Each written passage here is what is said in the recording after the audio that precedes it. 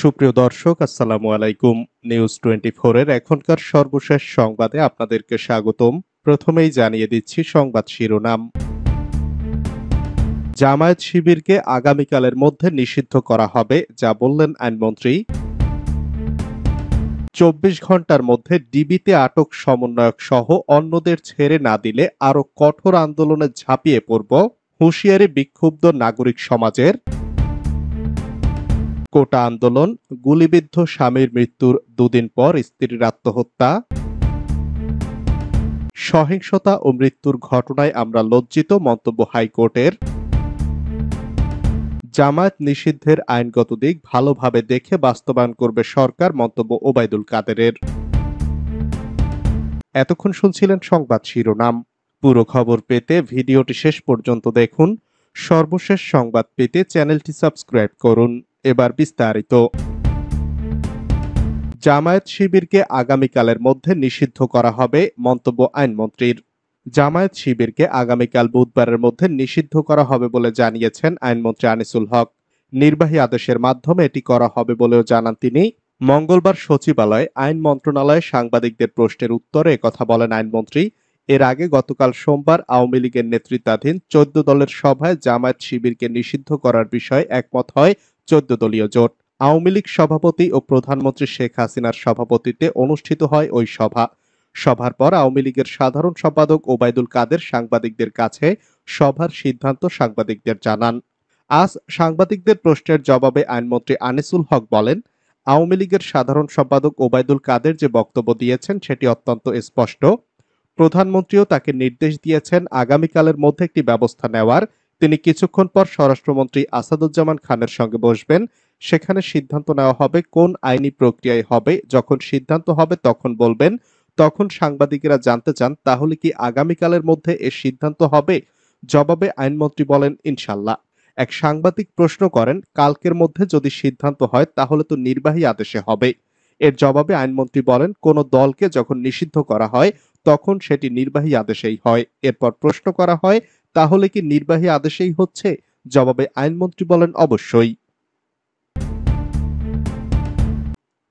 24 ঘন্টার মধ্যে ডিবিতে আটক 6 সমন্বয়ক সহ অন্যদের ছেড়ে না দিলে আরো কঠোর আন্দোলনে ঝাঁপিয়ে পড়ব, হুঁশিয়ারি বিক্ষুব্ধ নাগরিক সমাজের। আগামী 24 ঘন্টার মধ্যে বৈষম্য বিরোধী ছাত্র আন্দোলনের 6 সমন্বয়ক সহ ডিবিতে আটক অন্যান্যদের নিঃশর্ত মুক্তি দেয়া না হলে আরো কঠোর আন্দোলনে ঝাঁপিয়ে পড়া হবে বলে জানিয়েছেন বিক্ষুব্ধ নাগরিক সমাজ। মঙ্গলবার দুপুরে ডিআরইউ সাগররুনি মিলনায়তনে হত্যা, অবৈধ আটক ও নির্যাতনের বিচার চাই শীর্ষক এক অনুষ্ঠানে এ হুঁশিয়ারি উচ্চারণ করেন ট্রান্সপারেন্সি ইন্টারন্যাশনাল বাংলাদেশের নির্বাহী পরিচালক ডক্টর ইফতেখারুজ্জামান।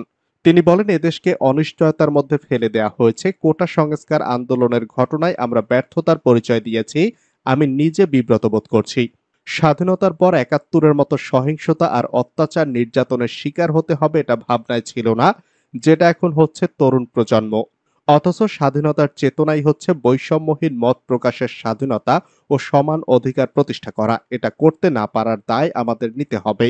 আমরা আশা করেছিলাম সরকার বিবেচনায় নেবে, কিন্তু তরুণদের ন্যায্য আন্দোলনকে ভিন্নভাবে দেখা হয়েছে। আন্দোলন ঘিরে সবকিছু দায় সরকারকে নিতে হবে। উপস্থাপিত দাবি দেওয়া সম্পর্কে তিনি বলেন, গণমাধ্যমের উপর প্রত্যক্ষ পরোক্ষভাবে নিষেধাজ্ঞা বা নিয়ন্ত্রণ বন্ধ করতে হবে। টিআইবির নির্বাহী পরিচালক বলেন, আমরা ডিবি কর্তৃপক্ষকে 24 ঘন্টা সময় দিচ্ছি। এই 24 ঘন্টার মধ্যে যাদেরকে আটক করে আনা হয়েছে, ধরে নেওয়া হয়েছে, সেটা বন্ধ করা ও তাদের যদি নিঃশর্ত মুক্তি দেয়া না হয় তাহলে বাংলাদেশের নাগরিকদের পক্ষ থেকে আরো কঠোর আন্দোলনে আমরা ঝাঁপিয়ে পড়ব। আমি বিশ্বাস করি ডিবির কোনো প্রতিনিধি এখানে থাকতেই পারেন।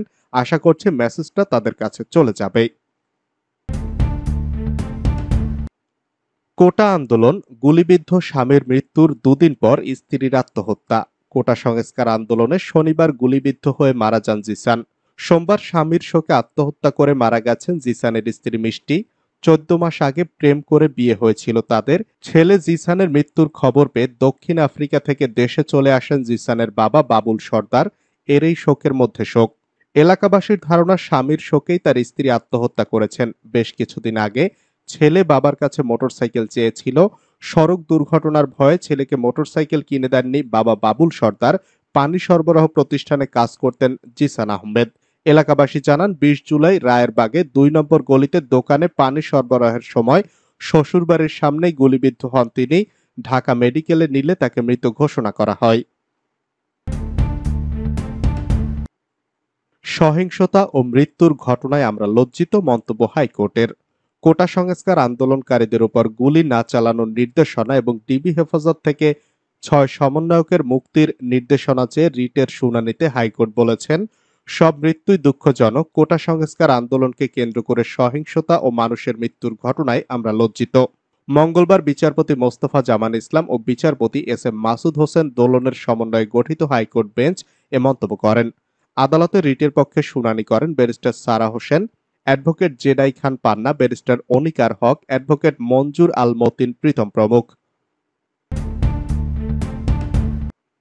জামায়াত নিষিদ্ধের আইনগত দিক ভালোভাবে দেখে বাস্তবায়ন করবে সরকার, যা বললেন ওবায়দুল কাদের। আওয়ামী লীগের সাধারণ সম্পাদক ওবায়দুল কাদের বলেছেন, জামায়াত ইসলামের রাজনীতি নিষিদ্ধের আইনগত দিক ভালোভাবে দেখে বাস্তবায়ন করবে সরকার, যেন আইনের ফাঁকফোকর দিয়ে আর কোনো সুযোগ না পায়। মঙ্গলবার রাজধানীর বঙ্গবন্ধু এভিনিউতে আওয়ামী লীগের যৌথ সভা শেষে আয়োজিত প্রেস ব্রিফিংয়ে একথা বলেন তিনি। কোটা আন্দোলন ঘিরে বিক্ষোভ ও সহিংসতার পর সারা দেশে পুলিশি ধরপাকড় অভিযান নিয়েও নানা সমালোচনা তৈরি হয়েছে। সংবাদ সম্মেলনে এ বিষয়ে কথা বলেন তিনি। ওবায়দুল কাদের বলেন, গ্রেপ্তারের সংখ্যা বাড়াতে গিয়ে নিরপরাধ কাউকে জড়ানো যাবে না। অতি উৎসাহী হয়ে যাতে নিরপরাধ কাউকে গ্রেপ্তার করা না হয় সে বিষয়ে আমি স্বরাষ্ট্রমন্ত্রীর দৃষ্টি আকর্ষণ করছি। কোটা সংস্কার আন্দোলনের শিক্ষার্থীদের ঢাল হিসাবে ব্যবহার করা হয়েছে দাবি করে তিনি বলেন, কোথায় বৈঠক হয়েছে, কোথা থেকে নির্দেশ আর অর্থ যোগান এসেছে, এসব এখন দিবালোকের মতো স্পষ্ট। শিক্ষার্থীদের আন্দোলনকে কেন্দ্র করে বিক্ষোভ ও সহিংসতায় সবচেয়ে বেশি ক্ষতিগ্রস্ত হয়েছে আওয়ামী লীগ ও সরকার, এমন দাবি করে সরকারের এই মন্ত্রী বলেন, আমাদের লোকদের অস্ত্র দিয়ে কোথাও অবস্থান নিতে বলিনি। আমরা তো আক্রান্ত হয়েছি, নিরস্ত্র ব্যক্তিরা সশস্ত্র ব্যক্তিদের দিয়ে আক্রান্ত হয়েছি। এলিভেটেড মেট্রো রেল, সেতু ভবন, সরকারি বিভিন্ন স্থাপনা ক্ষতিগ্রস্ত হয়েছে। চট্টগ্রামে সাউন্ড গ্রেনেড, কাঁদানে গ্যাসের ছত্রভঙ্গ, বিক্ষোভকারীরা আটক ২০।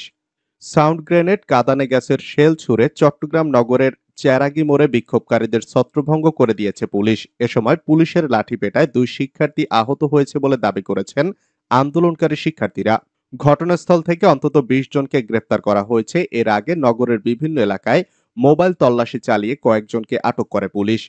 আজ বিকেল ৩টায় নগরের জামাল খান চট্টগ্রাম প্রেস ক্লাবের সামনে প্রতিবাদ কর্মসূচির ডাক দেয় বৈষম্য বিরোধী ছাত্র আন্দোলন। আগে থেকে পুলিশ, বিজিবি ও সেনাবাহিনী অবস্থান নেয়, সেখানে জড়ো হননি শিক্ষার্থীরা। তারা নগরের চেরাগি পাহাড়ে মোড়ে জড়ো হতে থাকেন। এর আগে জামাল খান ওয়ার্ড কাউন্সিলর শৈবাল দাস সুমনের নেতৃত্বে মিছিল বের করে যুবলীগ, তারাও চেরাগি পাহাড় মোড়ে অবস্থান নেয়।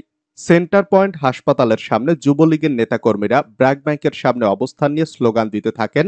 ৩:৩০টার দিকে যুবলীগের মিছিল থেকে কয়েকজন গিয়ে শিক্ষার্থীদের হাত থেকে ফেস্টুন কেড়ে নিলে শিক্ষার্থীদের সঙ্গে ধস্তাধস্তি শুরু হয়। এ সময় পুলিশ কয়েকজনকে আটক করে প্রিজন ভ্যানে তোলার চেষ্টা করলে পুলিশের সঙ্গে শিক্ষার্থীদের ধস্তাধস্তি হয়। পুলিশ একজনকে বেধড়ক পিটিয়ে প্রিজন ভ্যানে তুলে নেয়। এক পর্যায়ে শিক্ষার্থীরা প্রিজন ভ্যানের সামনে ও পেছনে ব্যারিকেড দিয়ে বিক্ষোভ করতে থাকেন। পরে পুলিশ জড়ো হয়ে তাদের ধাক্কা দিয়ে সরিয়ে দেয়।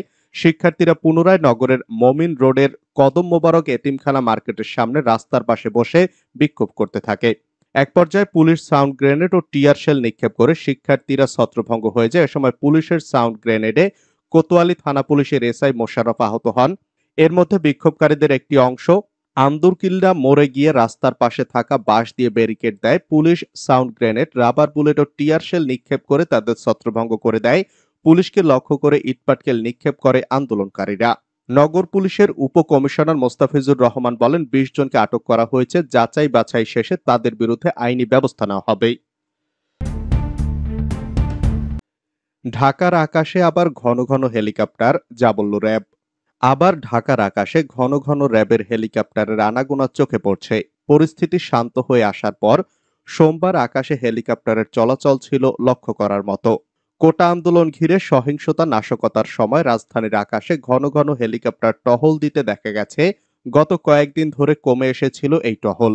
আবার কেন হেলিকপ্টারের টহল বাড়ানো হয়েছে, এর কারণ জানতে চাইলে র্যাপিড অ্যাকশন ব্যাটালিয়নের মিডিয়া উইংয়ের পরিচালক লেফটেন্যান্ট কর্নেল মুনিম ফেরদৌস বলেন, নিয়মিত টহল ও নজরদারির অংশ হিসাবে র্যাবের হেলিকপ্টার রাজধানীতে উঠছে। তাছাড়া প্রশিক্ষণের অংশ হিসেবেও হেলিকপ্টার ওড়ে রাজধানীর আকাশে। গত 25 জুলাই গণমাধ্যমে পাঠানো এক বিবৃতিতে র্যাব দাবি করে হেলিকপ্টার থেকে কোনো ধরনের গুলি করা হয়নি বা কোনো আগ্নেয়াস্ত্র ব্যবহার করা হয়নি। আইন শৃঙ্খলা বাহিনীর চলাচলের পথ সুগম করতে এবং দ্রুত ঘটনাস্থলে পৌঁছে জনগণের জানমালের ক্ষতি সাধন ও ধ্বংসযজ্ঞ প্রতিরোধে রাস্তায় প্রতিবন্ধকতা সৃষ্টিকারীদের ছত্রভঙ্গ করার জন্য র্যাবের হেলিকপ্টার থেকে গ্যাস ও সাউন্ড গ্রেনেড নিক্ষেপ করা হয়েছে।